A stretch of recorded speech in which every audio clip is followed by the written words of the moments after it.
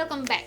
Today I wanna try with you to make a Japanese foil ball. I think everyone has already made this video, but I like this idea and I really want to try it. We are gonna do everything according to the instructions.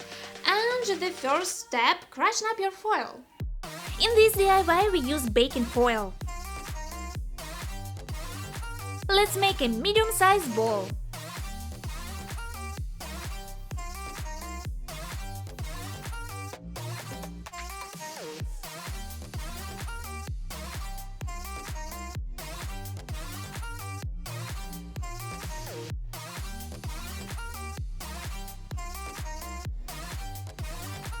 It doesn't look very good, but that's just for now.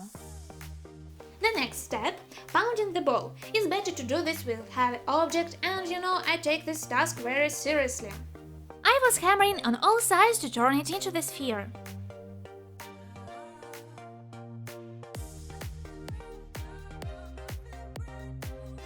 Truth be told, this part is the most satisfying. The piece of something unclear what it is, turn it into the shiny ball in front of your eyes. Look how it shines! Now you cannot say that it's made of foil. Very cool. Now it needs to be sanded and polished. I'll do it using two different tools. I advise you to sand the ball on a napkin. I'll try with a broken nail file and sandpaper. By the way, if you try this idea, you will also have the end of the foil here. You need to tear it away. And the rest will be smoothed. Polishing with a nail file is a good idea, but sandpaper is better and sands it faster.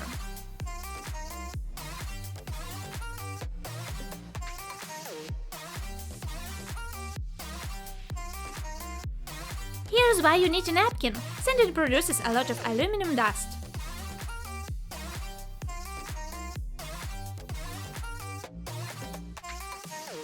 I sand the place where the foil ended in one direction.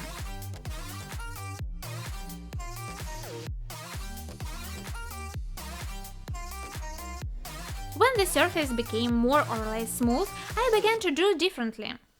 I clean the dust from the ball and polish it. To get better results, the polishing should be done in water. This step took me not less than 30 minutes.